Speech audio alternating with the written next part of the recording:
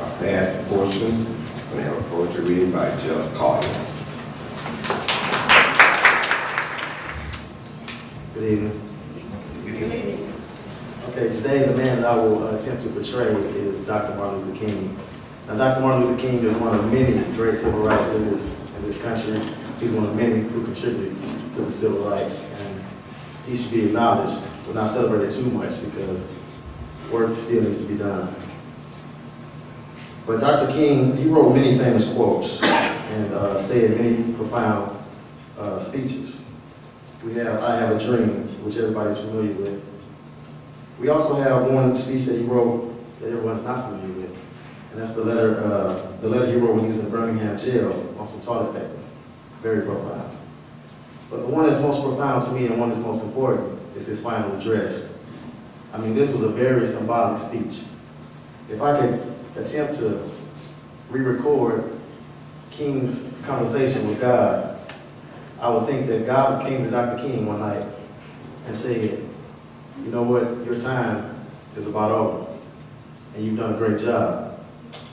I'm glad that you allowed me to use you to speak to our people.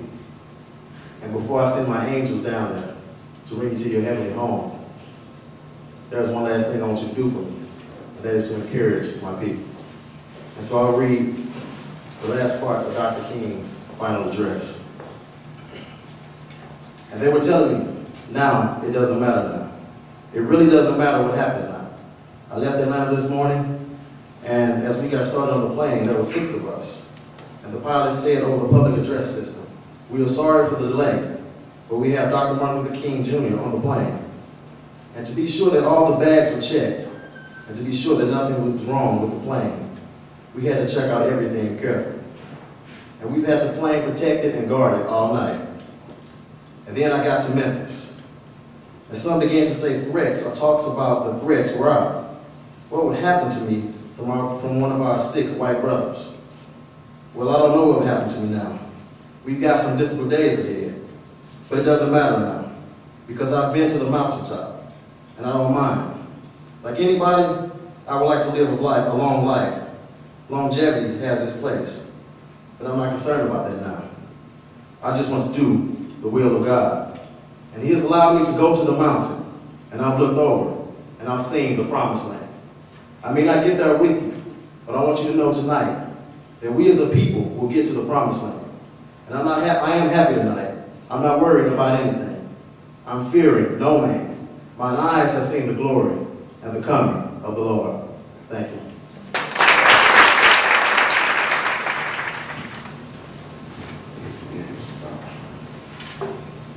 Now we will have a biographical sketch of Duke Ellington. This is Judy Barclay. Thank you. It was quite awesome what was just read. And it's hard to follow that. But now we get into a stage in the program where we are looking at a collection of biographies that are just the tip of the iceberg, so to speak, because there are thousands of biographies that could be portrayed here this evening, as I found out the last time I was in Dr. Pearson's office. But I have the privilege of being a social studies teacher, and I have often thought that to connect social studies with children, we need to connect that subject area with children through biography, through autobiography, so that the biographies of each of us become finally the history of all of us. So I think whatever biographies we choose tonight, they are very, very legitimate choices.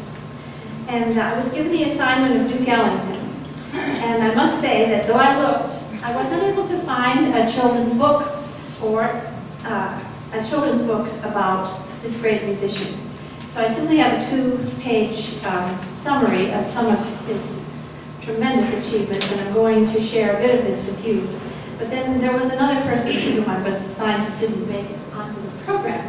And this is our great singer, Marian Anderson. So I'm going to take a couple of minutes to acknowledge Marian Anderson as well. Duke Ellington brought a level of style and sophistication to jazz that it hadn't seen before. Although he was a gifted piano player, his orchestra was his principal instrument. Like Jelly Roll Martin before him, he considered himself to be a composer and arranger rather than just a musician. Duke began playing music professionally in Washington, D.C. in 1917. His piano technique was influenced by stride piano players who had come before him, like James P. Johnson, Willie the Lion Smith, Wilbur Sweatman. He returned to New York again in 1923, this time with a group of friends from Washington. They worked for a while with banjoist Elmer Snowden. The group was called the Washingtonians. They worked at the Hollywood Club. And on goes Duke's history, certainly reading from the past. Then I want to skip to the end of this great career that spanned several decades and influenced all of American music for the 20th century. Skipping to the end, we find that unlike many of their contemporaries, the Ellington Orchestra was able to make the change from the hot jazz of the 1920s to the swing music of the 1930s. The song, "It Don't Mean a Thing If It Ain't Got That Swing," came to define the era. This ability to adapt and grow with the times kept the Ellington Orchestra a major force in jazz up until Duke's death in the 1970s. Only Louis Armstrong managed to sustain such a career, but Armstrong failed to be in the artistic vanguard after the 1930s. Through the 40s and 50s, Ellington's fame and influence continued to grow, and so forth.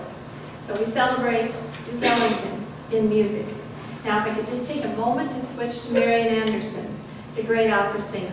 In this beautifully illustrated book, which is one of the notable social studies books for last year, 2003. Marian knew about prejudice. She had seen the trolley drive past her family when they stood at the corner. She knew that her people were always the last to be helped in a store. But she could not understand how anyone who was surrounded by the spirit and beauty of music could be so narrow-minded. She felt sick in her stomach and in her heart. Didn't they know that her skin was different, but her feelings were the same? Couldn't she be a professional singer? With unwavering faith, Mother told Marian that there would be another way to accomplish her goals. Marian believed her mother. She took voice lessons, continuing to perform. Now I want to skip ahead to Marian, the world-famous opera singer, performing all over the world. She performed in concert halls in Norway, Sweden, Finland, Denmark. The enthusiasm for her singing was so overwhelming that one newspaper called it in Sweden, Marian Fever. Mr. Bogetti had been right. She could go anywhere and sing for anyone until she came home to the United States. In 1939, Howard University in Washington, D.C. booked a concert with Marian Anderson, began looking for an auditorium big enough to hold the audience. Constitution Hall, 4,000 seats, would be perfect, but the manager of the hall said it wasn't available, and no other dates were offered because of their white performers-only policy. So Marian's agent, Saul Hurok, wrote to the hall manager, pointing out that Marian was one of the greatest living singers of our time, but did no good. Enraged fans wrote letters to the newspaper. In protest, Eleanor Roosevelt herself resigned from the organization that sponsored Constitution Hall.